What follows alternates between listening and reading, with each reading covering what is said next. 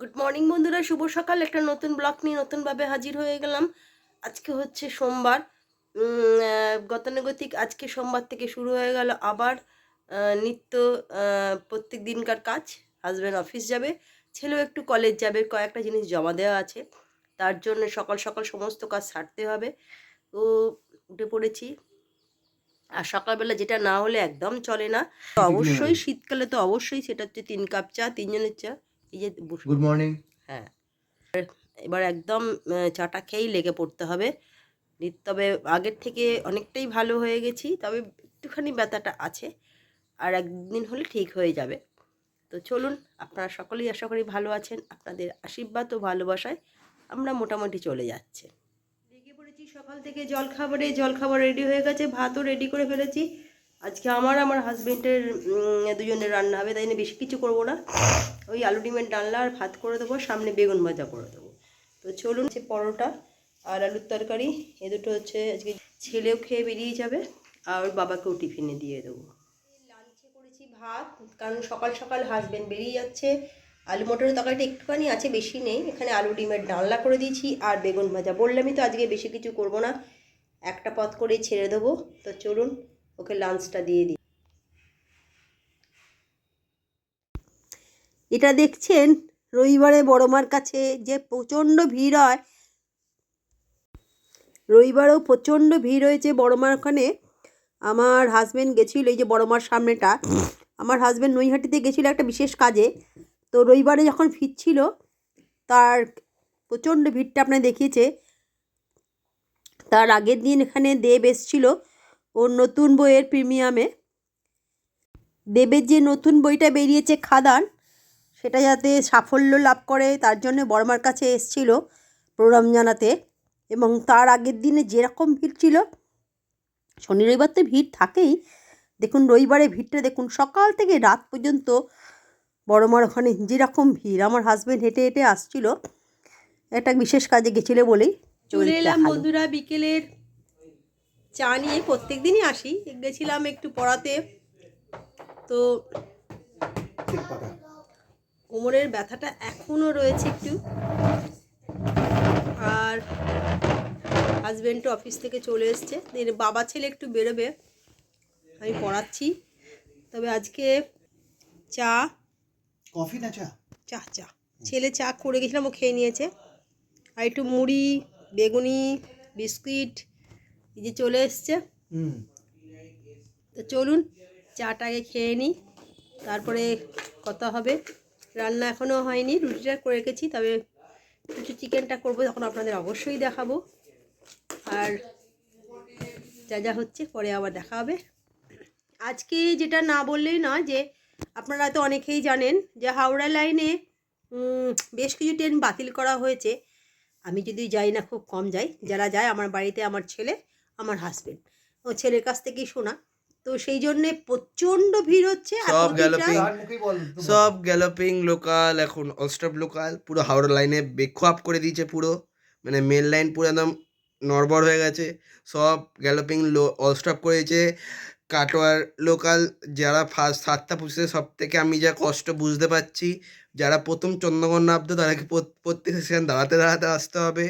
এইদিকে আমাদের যাওয়ার সময় 8টা 40 কাটোয়ায়, তাদেরও সেম প্রবলেম, প্রত্যেক সেখানে দাঁড়াতে দাঁড়াতে ট্রেন যাবে। শুধু বিশ্বভারতী আর আজিমগঞ্জটা ওই দুটো তো লোকালের মধ্যে পড়ে না, এই জন্য ওই দুটো শুধু সব জায়গায় দাঁড়াবে না, ওই যেরকম যায় সেরকমই। বাকি সব ট্রেন এদিকে এসো, পুরো না দেখে পুরো গেছে, বেহাল বেহাল হয়ে গেছে। তো আজকে আমার ছেলে উঠেছিল হচ্ছে বর্ধমান বর্ধমান লোকাল, লোকাল, যেটা থ্রু ট্রেন। কিন্তু আমাকে যখন বলছে না সারাপুরি এমনি থেকে, 4:45 বর্ধমানটায় ভিড় হয়, ভালোই ভিড় হয়, কিন্তু গ্যালোপিং হওয়া সত্ত্বেও সারাপুলি থেকে সব লোকজনরা ওঠে। কিন্তু ওই অলস্টপ করে যে আজ ভিড়টা হয়েছে, বাপরে, মানে বনগাঁ শিয়ালদা লাইন যদি মেশানো হয়, ওর থেকে ডবল ভিড় হয়েছে।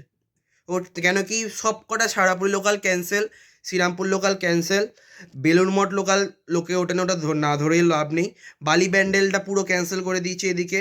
আবার হাওড়া ব্যান্ডেল লোকাল, মানে ব্যান্ডেল থেকে হাওড়ার মধ্যে টোটাল লোকাল চড়ে 45 জোড়া, মানে 90টা লোকাল চলে আসা ওপর আপ ডাউন মিলিয়ে। সেখানে এখন মোটে 30 জোড়া চলছে, মানে 15টা জোড়া কমে গেছে, এই জন্য ট্রেনে আরও ভিড়টা বেড়ে গেছে। ওর কাছ থেকে এগুলো শোনা। তবে আজকে যখন ও ফিরছিল, ওটা হলো বর্ধমান লোকালে, ও আমায় বলছিল সারাপুরি থেকে, মা আমাকে এখনই উঠে পড়ে দরজার সামনে গিয়ে দাঁড়াতে হবে, না হলে কিন্তু হয়তো মনে হয় আমি চুইরোতে নামতে পারবো আর না। সারাপুলি থেকে ওই বর্ধমান লোকালে সব তারকেশ্বর লাইনে সব মানে মিস্ত্রি কাজ করে, যে সব কাঠারি, তারপর হচ্ছে ওই যেগুলো দিয়ে ছোট ছোট পাথর কঙ্কর ওঠে, যেগুলো ওইগুলো দিয়ে উঠেছিল, তারপর ওইগুলো বলে না যেগুলো ওরা দিয়ে প্রতিদিনই যায়। সিমেন্টের যেগুলো, ওইগুলো নিয়ে উঠে। ওটা একই ট্রেন, ভিড়, তার মধ্যে আরো আর মানে সবচেয়ে বড়, ওরা সব প্রত্যেকে না টিফিন কোটো করে টিফিন নিয়ে যায়, হ্যাঁ, আর পুরো তার ব্যাগের মধ্যে, এমনি যেমন মাছের আর সবাই হচ্ছে এসে ঝোলাবে ব্যাগ, এসে ঝোলাবে ব্যাগ। এর উপরে ঝুলিয়ে রেখে দেবে। আর কৌটোগুলো পুরো দেখা যায় 2-3টে করে কৌটো নিয়ে যায়, মানে সিলভার, আমরা যে দেখেছি, সিলভারের কৌটো নিয়ে আমরা যায়। যে দেখেছি হাসিয়ালা লাইনে বা বনগা লাইনে যেরকম যে চ্যানেলে দাঁড়াচ্ছে 12 জন, আজকে আমি নিজের চোখে আমার চ্যানেলে দাঁড়িয়ে 14 জন, মানে 7 এদিকে 7 জন ওইদিকে 7, এত ভিড় হয়ে ট্রেনে, তাও লোক জায়গা তুমি তো পাচ্ছে না। ফিরে তোমার আমি তোমারটা বলো। ছটা কাটোয়ায় ফিরেছি, হ্যাঁ, সেও তো কিন্তু সেটা অল স্টপ করে দিয়েছে, কিন্তু কোনো অ্যানাউন্সমেন্ট ছিল না হাওড়াতে, যার জন্য কেউ বোঝেও নি। তা উঠেছিল লোকে, কিন্তু যে স্টেশনগুলোতে দাঁড়াচ্ছে, লোকে যারা দাঁড়িয়ে আছে ট্রেনের পাশাপাশি সামনাসামনি, তারা ভাবছে যে ট্রেনটা তো গ্যালোপিং ট্রেন, এটাতে উঠলে তো আমরা অন্য জায়গায় চলে যাব, সেই জন্য কেউ ট্রেনটা উঠছে খুব না একটা ভয়। কেউ আমাদের ট্রেনটা পুরো উঠছে না। আমাদের পুরো অ্যানাউন্স করে দিয়েছিল। ওই জন্য কি হয়েছে যে কেউ উঠছে না, ট্রেনটা ফাঁকা ফাঁকাই এসছে। আচ্ছা। এই যে এইটা যে নোটিশটা সব ট্রেন যে লোকাল ট্রেনগুলো দাঁড়াবে, এটাই এসছে হচ্ছে আজ দুপুর 3টে পর।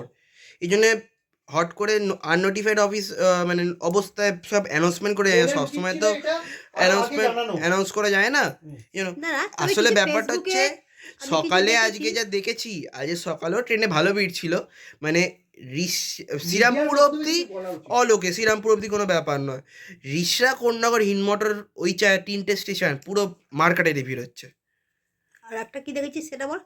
ও আর একটা তো আজকে তো ওটা তো কলকাতার পুরো মধ্যে, আজকে এমনি তো যা মল্লির সামনে যেই এই একটা স্কুল আছে, নামটা ঠিক ভুলে যাচ্ছি, ওই স্কুলটার সামনে রাস্তা তো এমনিও করে জন্য ওই দিকে রাস্তা বন্ধই থাকে, এর জন্য সবই যা এসএন ব্যানার্জি রোডের যা বাসগুলো সেগুলো মোরালি আসল ক্রসিংটা হয়ে ঘুরে এসএন ব্যানার্জিতে ঢোকে, মোরালি মসজিদের পাশে ঢুকতে পারছে না।